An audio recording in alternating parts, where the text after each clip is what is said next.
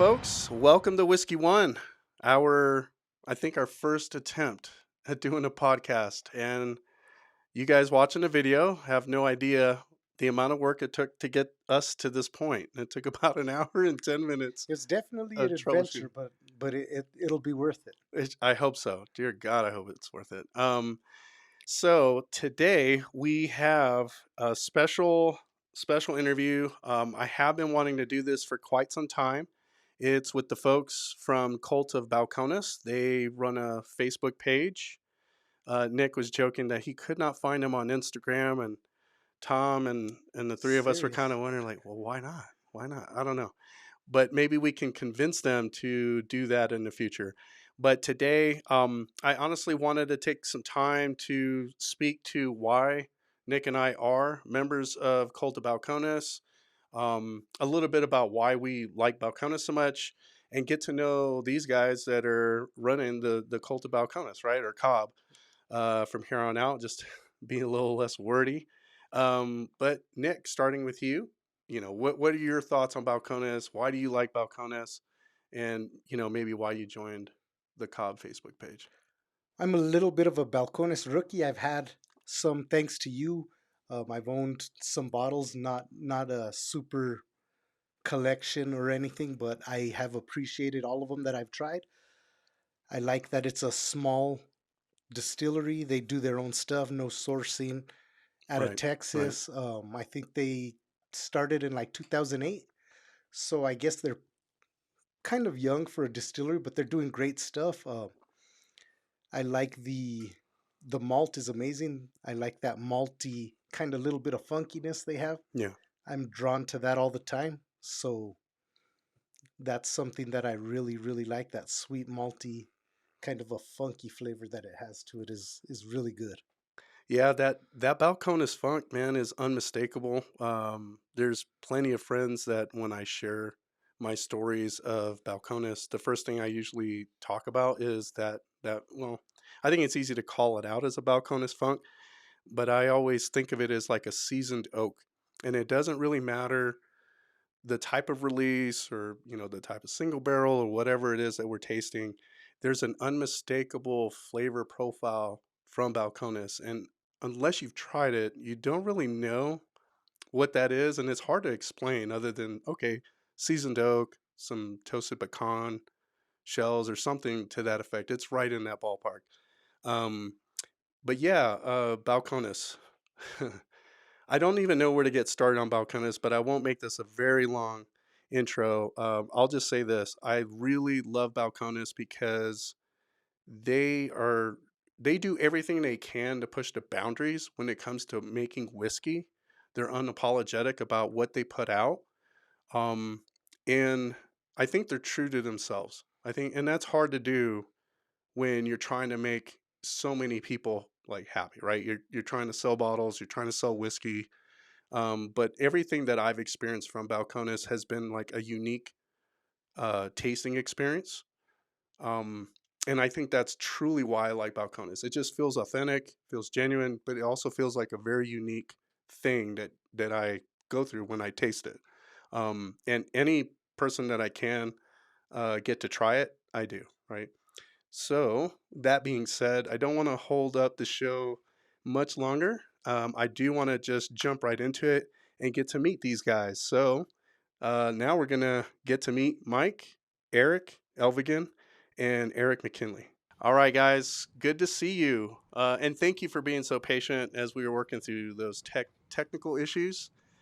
We have Mike Pierce in the house. You'll notice that they're going by last names, and that's because we have two Erics. So we didn't want to get them confused. We have Eric Elvigan and we have Eric McKinley. So without further Cheers. ado, what's up, guys? Hey, How's it how's it going? going? Hey, good to have you. Good to have you. Sitting Seriously, here I've been waiting. wanting to do this Right. for a while. Talk to me about why you guys started Cobb. What was the vision, or what was the story behind that? So initially, there was a group of people, and we had posted on another whiskey group site, and I'll just say it. It was on the Whiskey Tribe, and we were talking about Balcones back and forth in comments on somebody's picture that they had posted, and somebody said, "Hey, we should have our own group." So I said, "All right, give me a few minutes," and I quickly created a Facebook group and then let everybody know. Unfortunately, I got in a little trouble with the Whiskey Tribe admins because they didn't like that I was posting a new group on their group, even though basically it was kind of an offshoot from them. And it just grew. Like initially, there was probably 10 to 20 people, and other people started inviting their friends, and other people started finding out, and the distillery found out, and we just continue to grow and have people that just post about all the different great Balcones offerings. December 4th of 2021 is when the group was created. Ah, okay. Okay. So going on 3 years, not quite there though. Yeah. Gotcha. And Elvigan, I know you had a hand in this, right? Can Yeah, I think that conversation was between Mike and I in that other group, and yeah, it was kind of funny because he created it, and so I'm like, well, I'm gonna join, obviously, and I get in there, and there's three of us total in the group, me, Mike, and somebody else. I don't even remember who it was, but all of us are up here in the Pacific Northwest, and we've got this fan group we created for a distillery that's 2,000 miles away from us. It cracked me up, but yeah, no, that was Mike and I having a conversation and going out on a limb there. So yeah, well, conversation turned into something bigger. Isn't that crazy? it's Sometimes pretty that's how sweet. it goes. Yeah. Quite a bit bigger. I really didn't think that it would get more than 20 to 30 people. And I believe at this point in time, we have 690 members. Wow. Nice. Nice. That's so when it comes to Facebook groups, for those of you guys watching, I'll just say that it's got to be a lot of work to maintain that. I think it's one of those things where people start up a group and they're doing everything possible. They're doing giveaways and essentially trying to buy people's love, right? Like, that relationship where you're just throwing stuff at the other person just to get them to like you. And I feel like with Cobb, it's it's a unique experience in that because I'm also part of a different whiskey group, a couple of whiskey groups. Everybody takes the time to show each other love. That's the one thing that is so different about Cobb. When people post stuff, it's usually like the heart. Not to get all sentimental, but in other whiskey groups, it's usually just a quick like. But at Cobb, it's a heart. But people also comment a lot. Like people are real quick to like show love to that person posting whatever it is that they're posting, and usually it's real, Balcones centric. So, but just to kind of segue to Eric McKinley, talk to me about your part in all this. So I came in a couple months later. Mike had, I believe, invited me and messaged me. He noticed that I have a couple Balcones. This entire cabinet's Balcones. Hmm. Uh, and so he's like, you obviously need to be part of this group. And then I'm like, sure, and why not? And so it was fun finding my own home. And so I've been involved in the group ever since. I started helping Mike with admin stuff. And then, yeah, we started really focusing on the group of making it Balcones centric. And unlike every other whiskey group, that it's very focused, but it's also very active. Yeah. And so we've kind of maintained quality over quantity. Definitely gives me a good chance to be jealous of some of the releases that are available in different states and across the country and out of the country recently, I believe too. Um, I know locally we get some, but So the not the stuff I special the stuff though. stuff I see on Yeah. the COB definitely has me jealous for Yeah. sure. Oh yeah. It's It usually has me jelly too, for sure. Eh, what's so funny with Israel is you mentioned of when you start a new group, a lot of groups are like giving away a lot of stuff. Like we didn't have to do any of that, Yeah. and we quickly found ourselves of some of the most well known names of Balcones fans. All of a sudden, just sort of found the group and worldwide, and we have people as far as Australia that buy Yeah. barrels of Balcones for Australia. So it's really cool group that we have very unique people in that. I definitely have to agree. It's And been matter of fact, there's this guy that has posted several times where he captures everybody's location and puts it on a map. Hmm. You guys know what I'm talking about. And it's so interesting Yeah. to see how far and wide um, the members are on COB. yeah, it's been very organic, which is I think what makes it unique, in my opinion. We're not like a lot of these other BST groups that you have out there, or you know, larger brands that just have thousands and thousands and thousands of people joining their groups. It's I don't know. It's more a community in my mind, as Hmm. opposed to a lot of these other things that are out there. Yeah, absolutely, absolutely. And now I kind of wanted to get your guys's individual perspective and kind of like explain one on one, like what makes you love and enjoy Balcones. And we're gonna go ahead and start with you, Mike. And I'd like to hear your thoughts. So, what was it that really got you into Balcones and made you love their product and everything what they're doing? Well, so I had always been a beer guy, and in 2020, my wife got me a whiskey club membership, and one of the bottles I got to pick for my quarter selection was Balcones Baby Blue. Just thought it was a good pour. You could have it neat. You could have it on the rocks. You could make some great cocktails with it, but you could use it for just about everything. Um, and that just started me searching for other stuff because I had seen that they had a rye, they had the pot still bourbon. So I started picking up other bottles, and then I happened to be in um, one of the local stores here in Oregon, and the store employee said, "Oh, you like Balcones?" He's like, "We did a store pick of one of their cast strength ryes." He's like, "I think you're really gonna like it." So I'm like, "All right, I'll give it a try." So I bought that bottle. Uh, when I first opened it, it was just a chocolate bomb.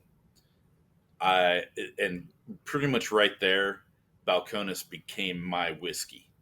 So after that, it was just kind of uh, it become an obsession. Yeah, sorry, an obsession. Hmm. Just trying to find different bottles, exchanging samples with buddies that happen to have something that I didn't have, and you know I was already on the whiskey tribe, like I said, and somebody posted about Balcones, and we got to talking about it, and people were like, "Oh, have you had this one?" and or if you had this one. So the group just kind of came together, and it's just kind of become a lot bigger than what I really thought it was going to be. And at some point, somebody said, "Well, how about we do a barrel pick?" And hey, how about we do an advent calendar? You know, it things just keep happening. Yep. People keep joining, and it's just a very active, very friendly um, group compared to some of the others that I'm involved in as well. Not saying that they're not active and engaging. It's just people really seem to love Balcones, and it's just been a great 2+ years. I'm a really big rye fan myself. I'm usually really a big fan of the eucalyptus-ish bubblegum kind of flavors. Love it. But Balcones definitely brings something different to the table with their rye. Um, I'm not too sure what the difference is that they do, but Hmm. you were right when you mentioned that chocolatey. It's a different level of. You still know it's a rye, but it definitely brings something else. See, and that like I said, it was a chocolate bomb, and it had just a great dark chocolate kind of Ovaltine malt, Hmm. and then on the back end, as it was finishing, just that rye spice. So it was just I was like, I really like this. This is awesome.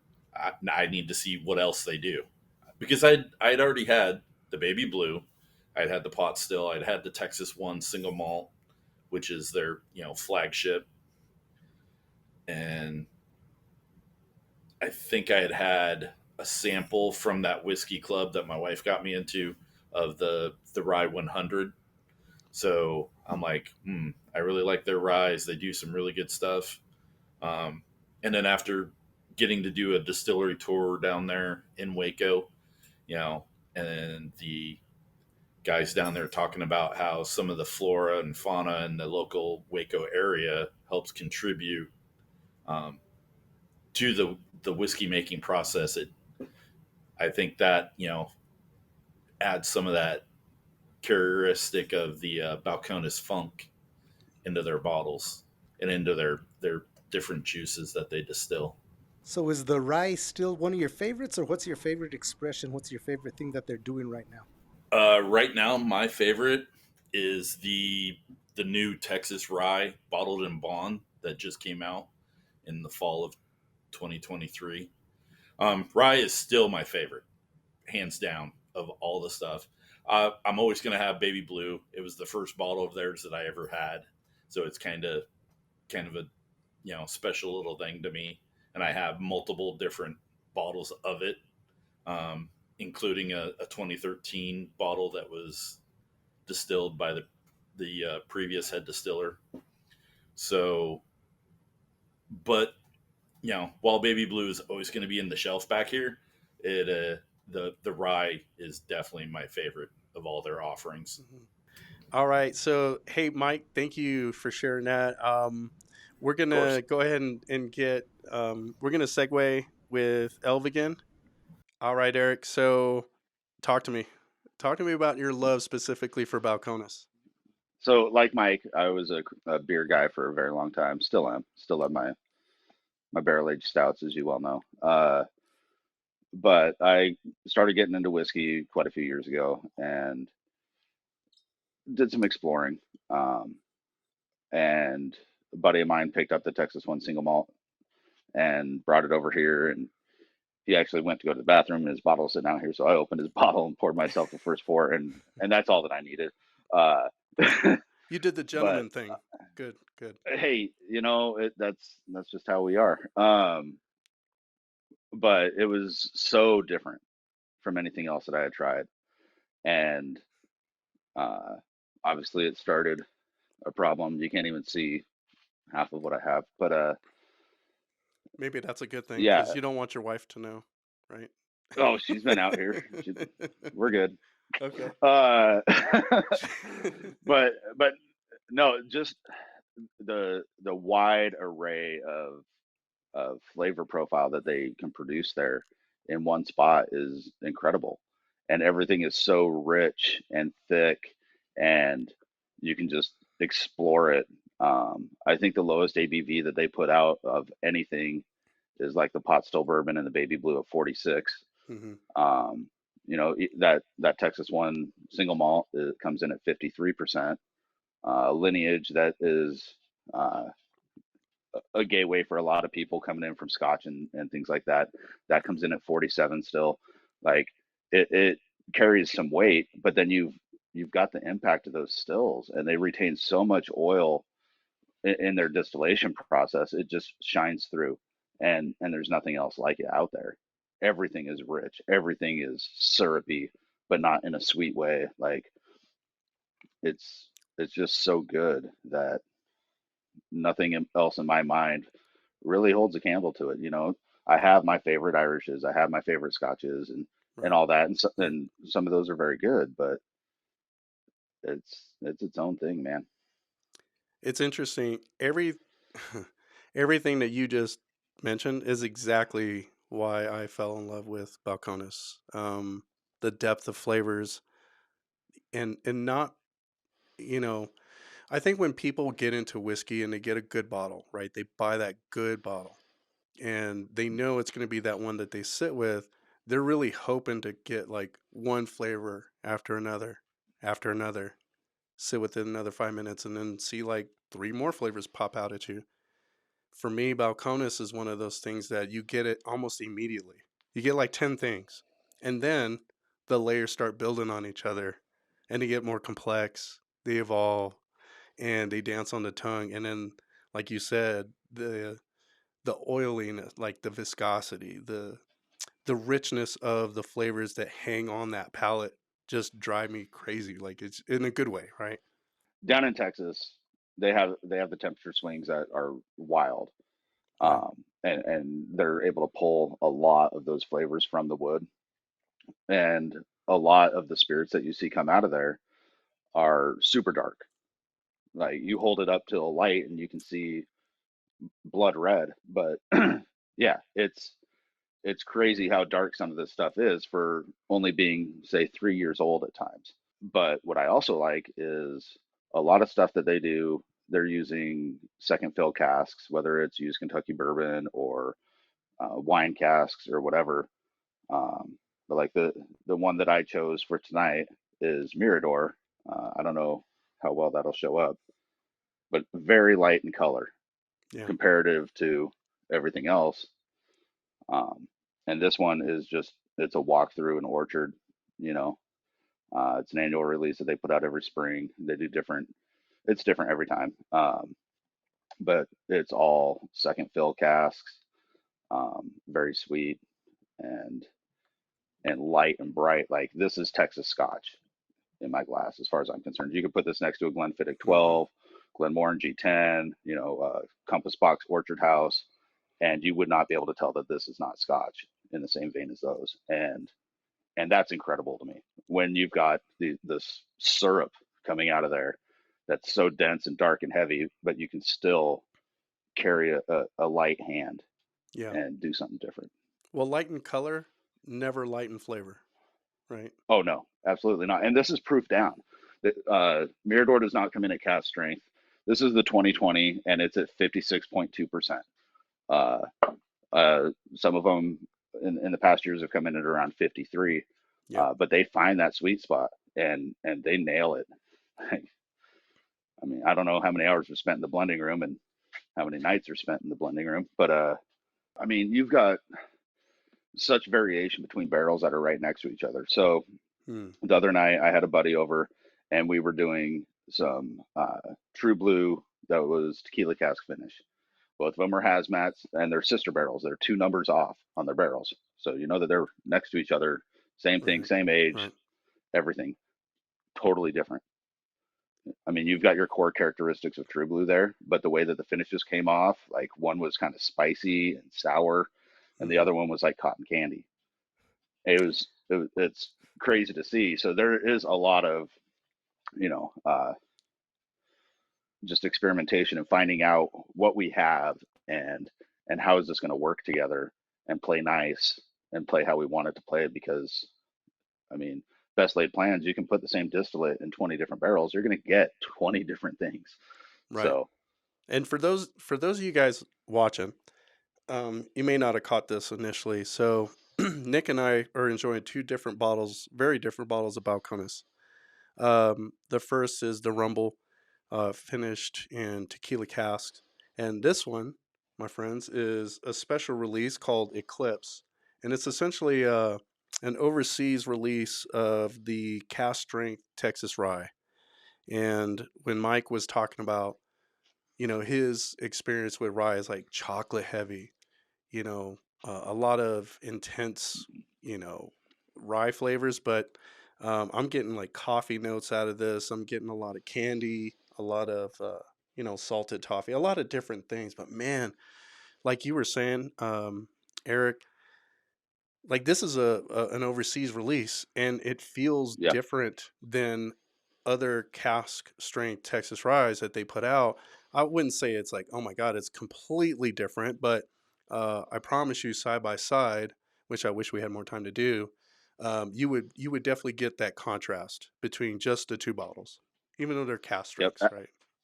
absolutely and the eclipse is a blend so they're able to dial that in a little bit better but my understanding is everything that went into the Eclipse was using a slightly different yeast strain than what goes into Mm.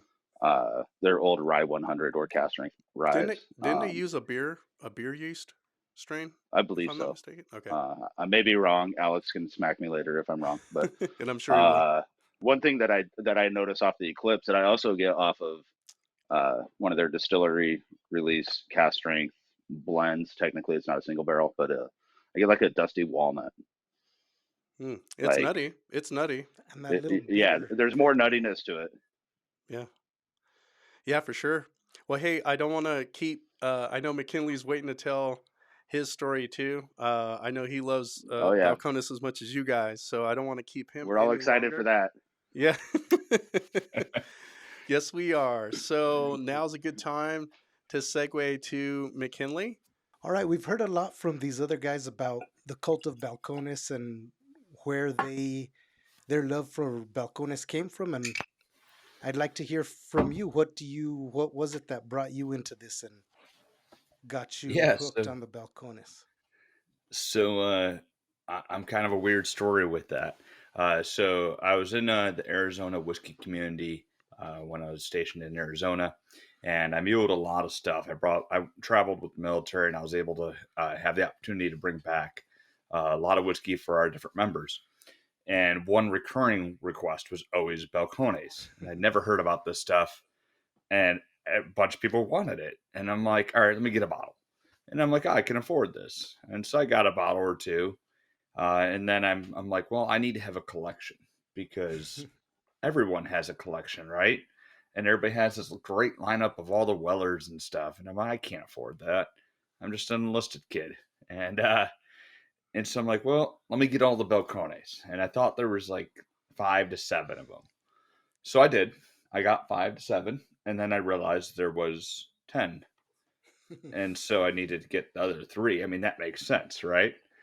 And uh, and then I realized there was 12, and so well, what had happened is now this cabinet, 9 out of 13 of the shelves, just over 150 unique labeled bottles exist of Balcones here, and I have almost every single overseas label that's ever existed, and now it's just become this hunt of this adventure to find the next bottle and travel to the spot to get it, because a lot of them aren't able to be brought here, like that Eclipse you're drinking that was only released in Europe.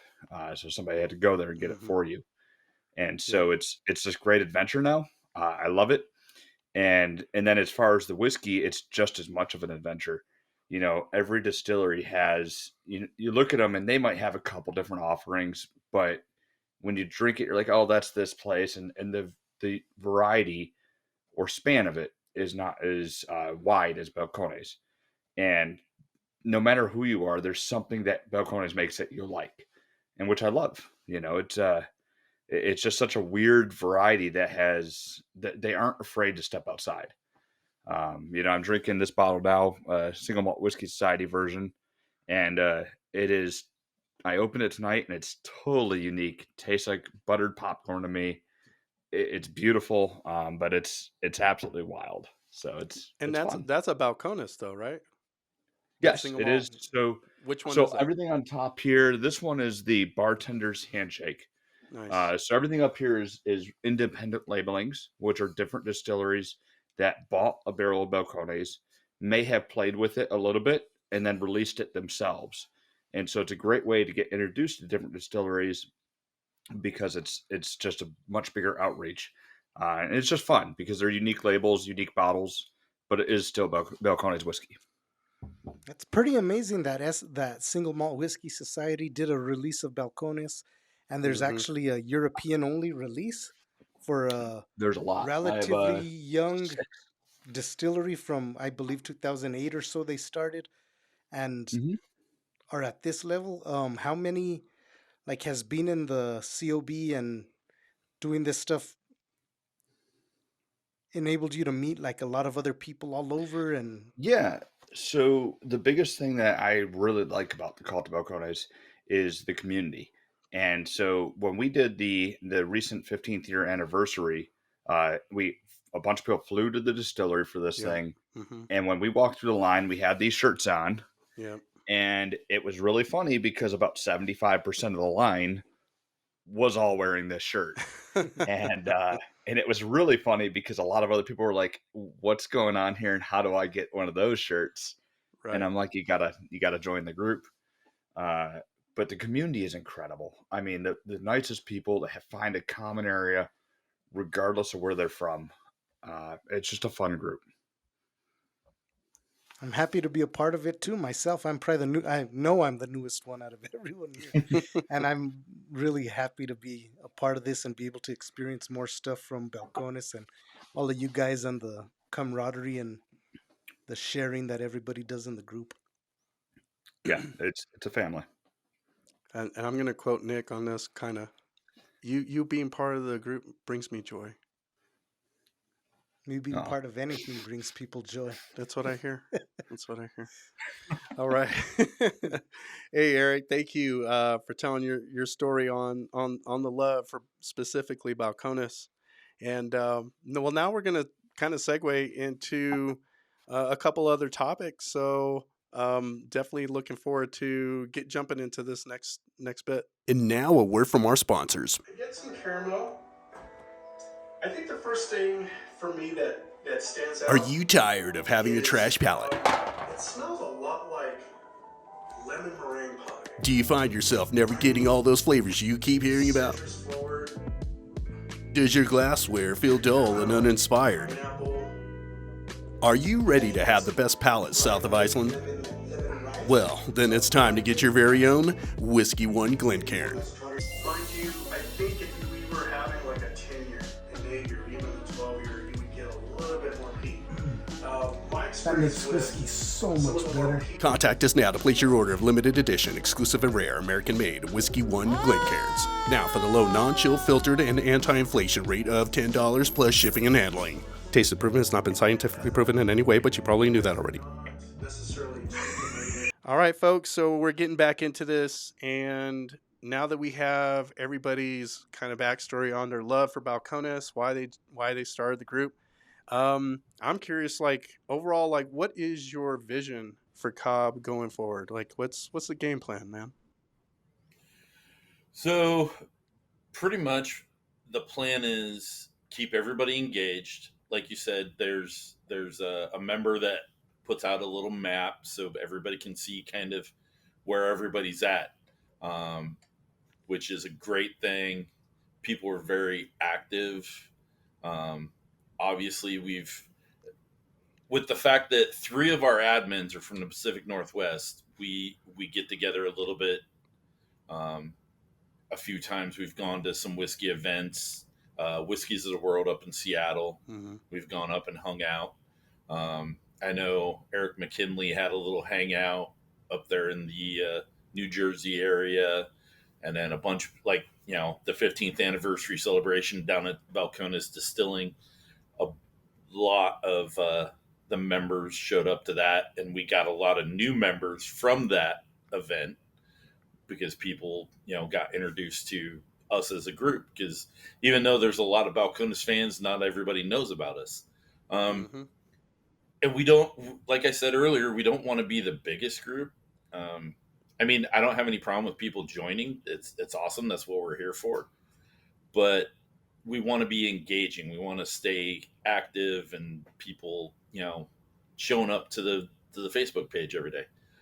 So on that, note, we're gonna continue to every once in a while, probably 2 times a year, put out a bottle that we pick from the distillery. And then, Eric McKinley has done a couple of advent calendars for us the last couple of years, and that seems to be a big hit that everybody wants to see that continue. So that's kind of where we're at, kind of where we're going to keep going. So, Mm-hmm. Yeah, well, that you brought up a good point. So talk to me about like your barrel pick process, because you guys have come out with four different barrel picks so far, right? So yeah, we have our barrel picks that we have in COB. We pride ourselves on we pick some really unique things. And what's so cool about our barrel picks is we have our core line of admin that are always on the tasting, but then we also pick random members that have been active within the group, and they also get to taste with us. Which is a unique opportunity for our active members to really get to see the inner workings of how barrel pick works with Balcones. So we've done 4 so far. We're shooting for 2 per year. And what makes ours really unique compared to every other barrel pick out there is Balcones knows that they have the biggest fans of their brand, the biggest ambassadors within our group.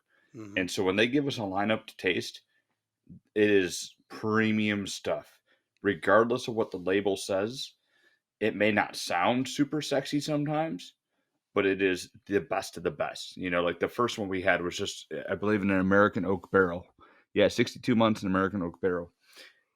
And it was probably the best Balcones bottle I'd had. It was just the most true version that exists.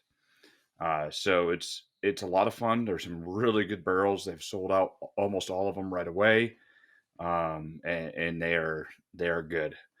And then to the advent calendar that Mike talked about is yeah, we do 2. I've done 2 calendars or 3 now, and we do put out calendars and it's free to sign up.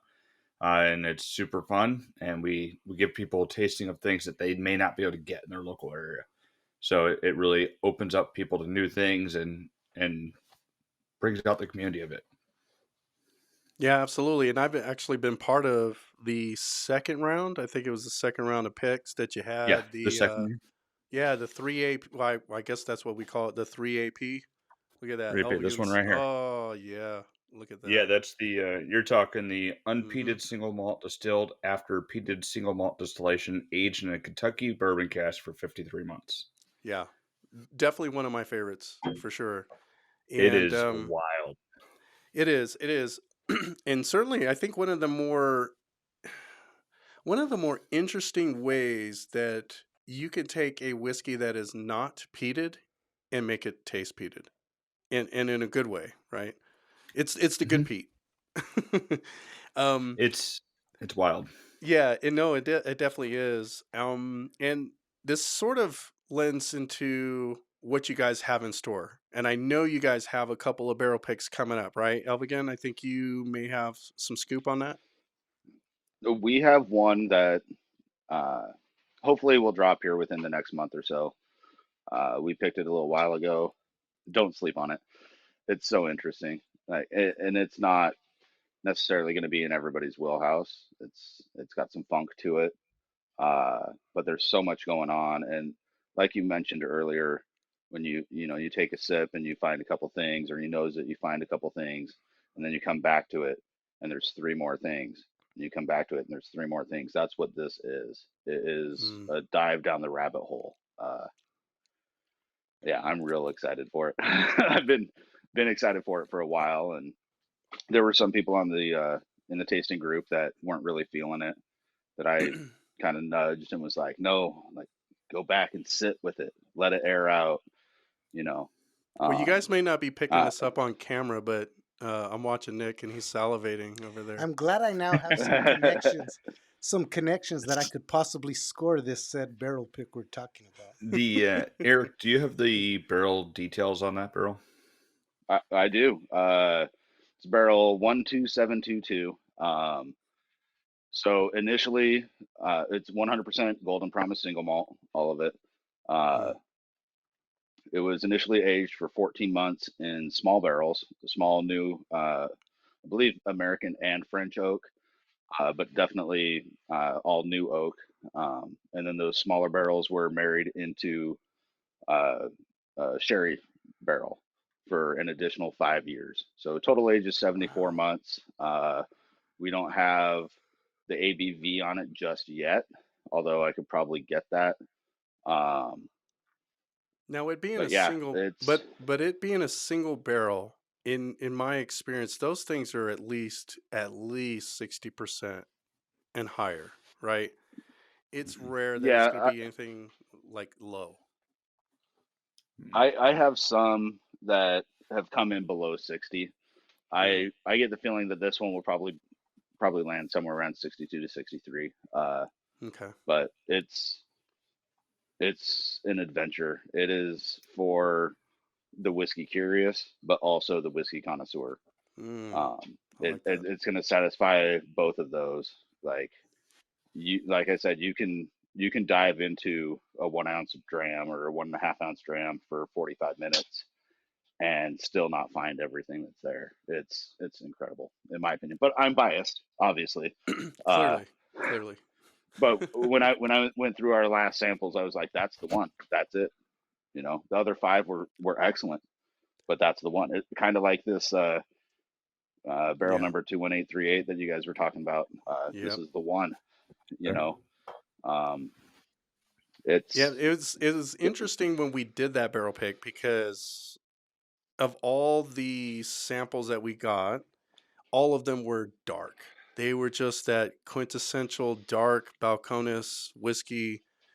You know, you can barely see through the other side of the glass, and that one was so light, so light. Yeah, it looked like a young whiskey or just your average Scotch, with the coloring in it, right? yeah, it's very That similar to the Miradors. yeah, I was and lucky enough to actually be able to taste the samples. mm-hmm. Israel shared a little I did. taste of the I shared. samples I with shared a us, taste. Yeah. and the actual pick that was made, and it was great. And having the best palate south of Iceland, I'm looking forward to this next pick. I think I'll be able to appreciate it. Yeah, so you saw what Nick did there, right? He put in a plug because he wants to be part of the next pick, right? Number 4. So if I we can make that mean, happen, I'm sure he would love that. Nick, It'd you be know the worth it for cost all for of that, us. right? yeah, Did you hear you can find the application online. him? Only 4 easy payments of 4 bottles each. Look at that. Look at that. That's I'll all it check it out. takes. That's all it takes, baby. All right. Hey, I know personally I'm looking forward to it. You said single malt is coming out next. That's already got my ears ringing. You're speaking my language. I have never come across a Balcones single malt that I did not like, ever. They just take you on a ride, man. There's not much else I can say about that. And so now is that did you say there's a single malt coming out and something else coming out? Like 2 single malts coming out? Or just So the one? so No, right now we only have one coming out. Okay. We've taken a lot of feedback with members. We initially did 2 and then 2 again, and then we realized it was a little overwhelming. And at the same time, our biggest priority was keeping the best of the best. Hmm. I mean, all 6 barrels every time you got to taste one of them. They're exceptional barrels, but we have been very very picky, and so we decided to go one this time. It was just because they were all great, but this one really stood out, Hmm. and it's super cool, the story behind it. That yeah, so going forward, we'll probably do at least 2 a year, Mm-hmm. Let's but we maybe don't want to space them commit out or something. overcommit. Yeah, Yeah, we maybe just don't want space to them out. overcommit. We want to keep it Gotcha. financially smart for our members. We don't Yeah. want to overwhelm or stress them. We understand they're part of other groups that have picks too, uh, but we want to make sure ours really gets to the right people at the right time. Yeah. Definitely. Definitely. Maybe a rumble pick on the horizon, because I enjoyed one tonight that was amazing. So when we do a pick, we don't give any requirements to Alex. We just say, hey, we're ready for another pick. We generally tell him, you know, hey, this is a range, but or like wild versus standard. That's really all we tell him. Mm-hmm. And then he just sends us mystery bottles that look like that, just a little black sample, Mm-hmm. and we have no clue what it is. Yeah, it's So just a barrel number, we right? that's it, and So it we could don't get be any details. No details on the bottles, no Yep. info besides the Yep. barrel number, which I does think that's not the best way to correlate do with it. anything. so It anything in their is, and range that fits the profile, they'll send you for the pick. If you want a so we just wild or tell them we whatever. want unique or standard because that does create polarity.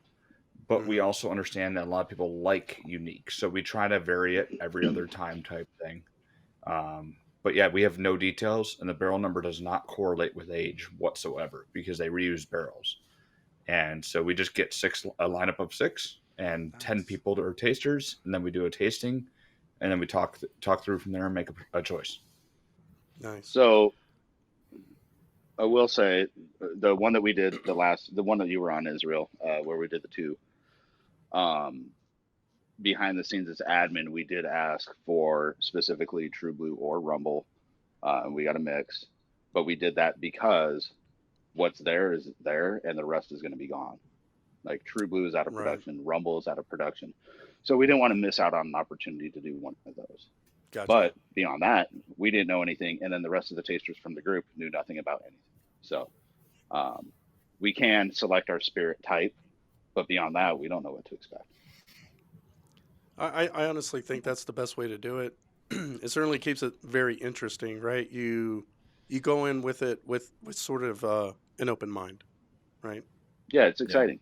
All right, gents. Well, I man, it's been an awesome time getting to know you guys better, and being able to have you guys share your story, especially about such a cool group, man. You guys do have a unique group. When I joined, I didn't know what to expect. I thought it was just gonna be a bunch of guys showing off their collection. That was about it. But certainly, I felt the love, and you guys have sort of opened your door to having me post my reviews on different Balcones bottles, which I certainly appreciate it. And now here we are. You're part of our podcast, so I really appreciate all that you guys have done to show support back to Whiskey One. Well, we appreciate you Well, thank you. having us on. Yeah, absolutely, guys.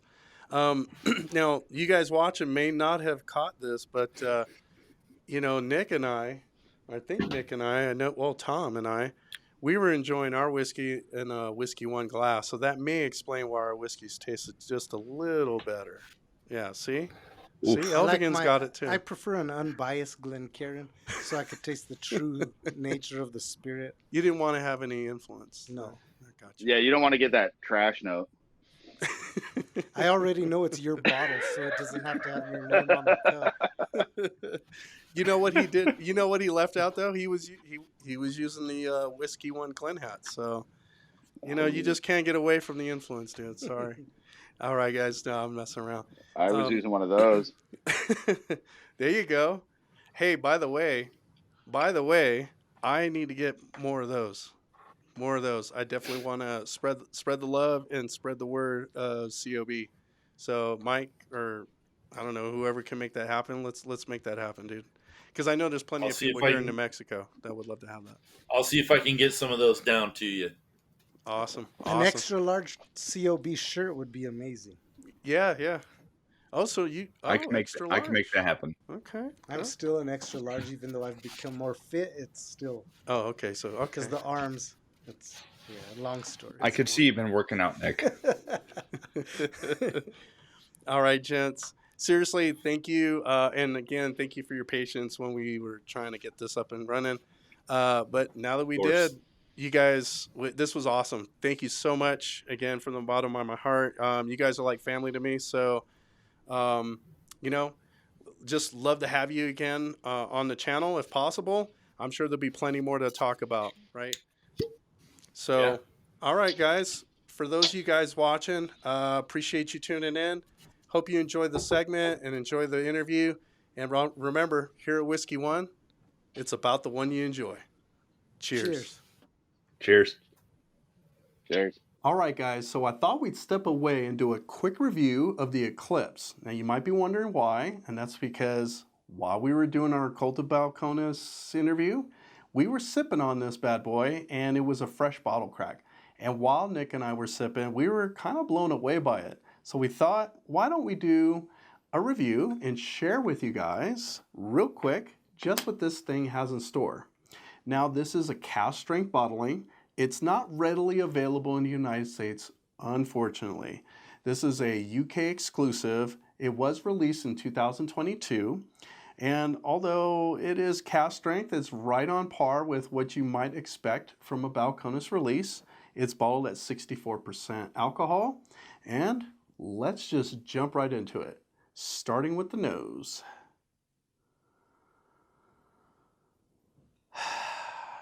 Just as I remembered it. Beautiful, beautiful dram. You get this initial rush of all these different spices. You get cumin, some cinnamon stick. You get that anise, which is sort of on the mild side. But You also get like that leathery, musty, wet oak. And what I like about it is that it has this fruitiness to it, this nuttiness and chocolate note to it that's not really like overwhelming or dominant. There's not necessarily one thing that's like hogging all the space in the room, but really, really faint on the nose as you kind of go back to it. A little bit more tea shows up and, dare I say, a little coffee note. So let's give this sucker a taste. Cheers. Hmm. Hmm. Mm-hmm. Mm-hmm. Oh, man. You know, it's balled at 64%. You know you want to expect that heat, but it's really oily. It is warming. I wouldn't say it's fiery. I think it drinks below its proof. But man, the flavors stick on the palate so much that you almost don't want to swallow. You just kind of want to let it marinate, dance on the tongue a little bit. And on the taste, you get more of a dark chocolate. You get more of a nuttiness. And of course, you know, I'd be remiss if I didn't mention the spice on this. This thing's got a good amount of spice. This is a spice rack sort of thrown into a bottle. And within that first initial sip, you get a lot of it right up front. So I'm gonna take a second sip and let you know what my overall thoughts and impressions are.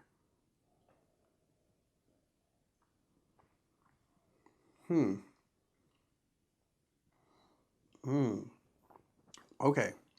Second sip is where the chocolate really starts to show up a lot more. More tea, more of that earthiness, the nuttiness starts to really pick up. And then that leather starts to become a little bit more subtle. And then the spices ramp up a little bit, right? They start to crescendo. There's a lot going on here. And I've already had a little bit of this tonight. I've been going back to it because I didn't want to spend too long doing an extensive review on it, but the finish overall is like a moderate. It's not super heavy, but what happens on this finish is that it's more drying, more earthy. The cinnamon is less intense, and what really starts to show up more is just that earthiness, more cumin, more black tea. And then just those coffee grinds are just sort of lingering there. It's kind of a weird thing, but this is a wonderful, wonderful rye. I want to just quickly mention that the reason this one is different from all of the other Texas ryes, this is also pot still, so it's not different in that respect. It's just been fermenting differently. So they've been using a combination of beer and whiskey yeasts in their fermentation process. I think that those of you that are whiskey curious would certainly enjoy this dram. I think that's who this speaks to the most. 100%. And because it is a UK exclusive, you may have to jump through a few hoops just to get it. But I tell you what, it'll be very rewarding when you do. All right, folks. So thanks for sharing a dram with me. Cheers.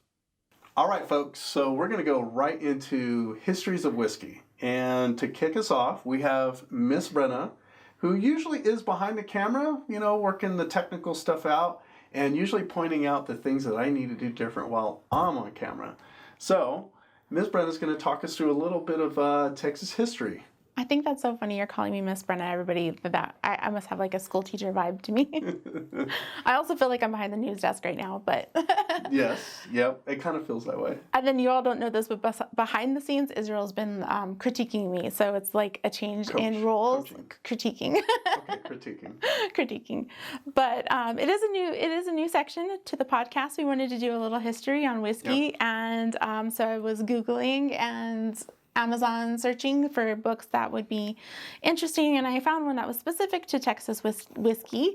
It's called Fires, Floods, Explosions, and Bloodshed, A History of Texas Whiskey by Andrew Bromberg. Say that 10 times. Yeah, and if I said it wrong, then don't come for me. But it is a very interesting book. It's got a lot of nerdy knowledge in it, which I kind of like. I'm a history person myself. buff. Do you say buff? Yeah, I guess you could say buff. You're buff. Buff. You're buff. I'm a history buff. She's not a history buff. Yeah, maybe person.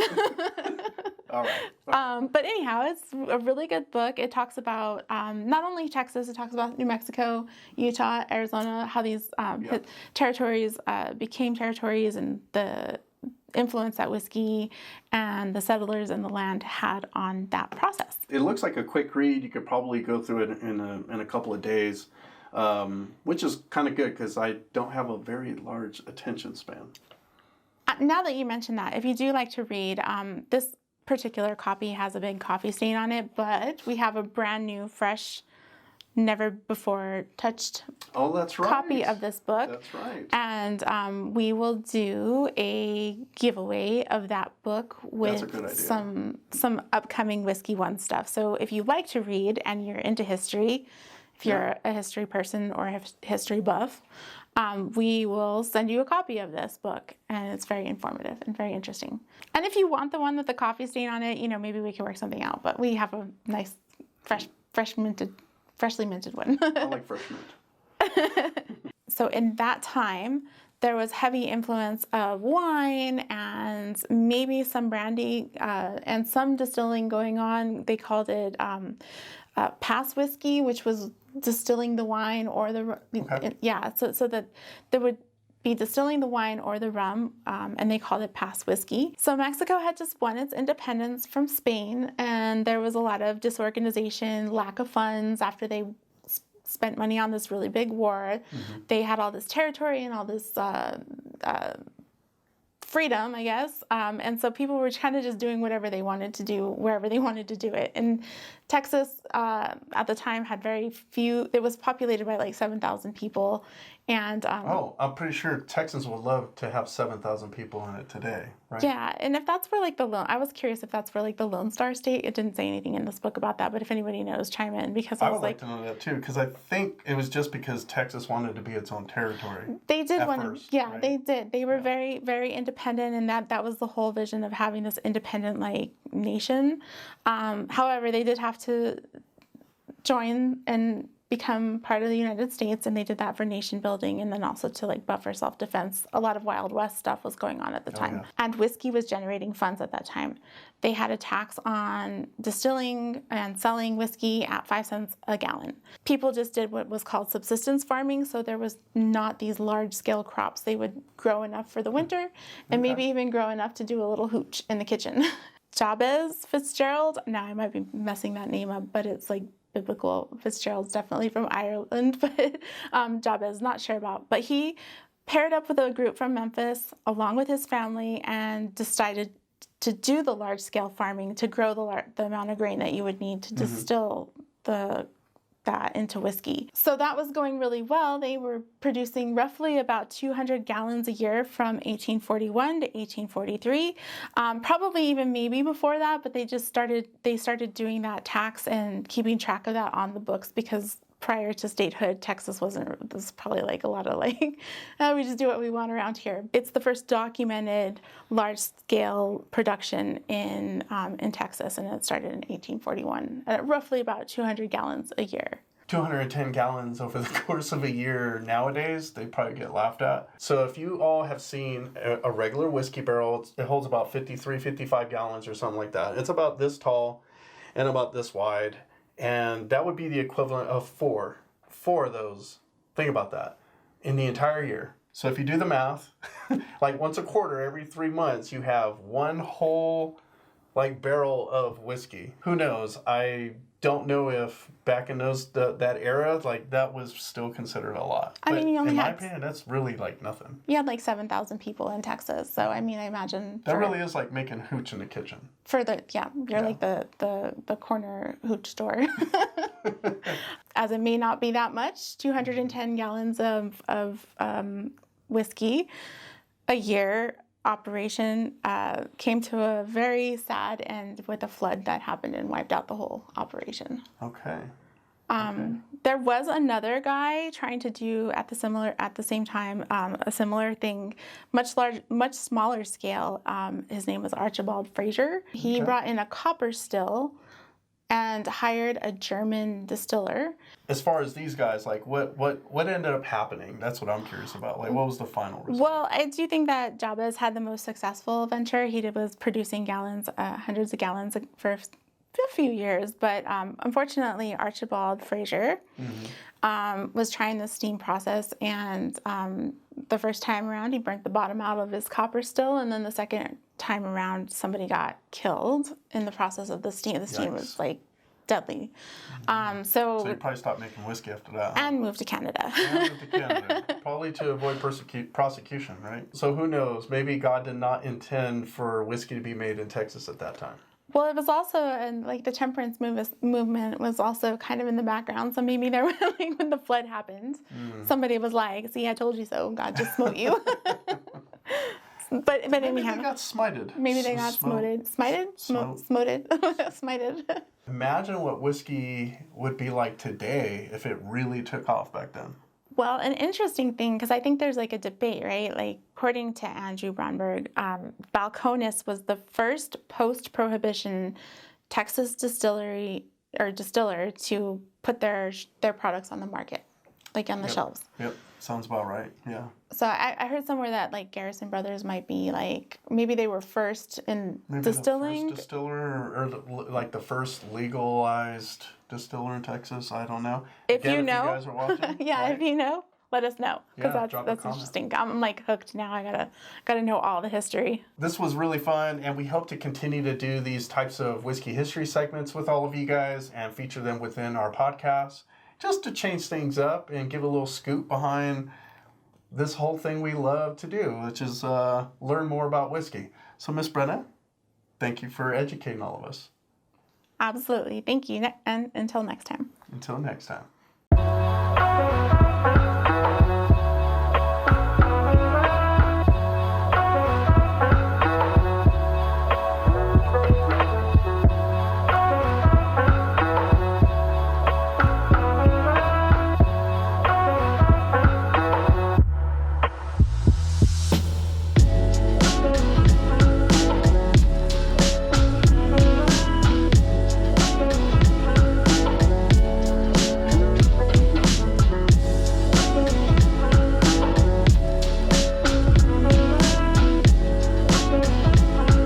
Tom was checking out my OnlyFans, so he didn't hear you.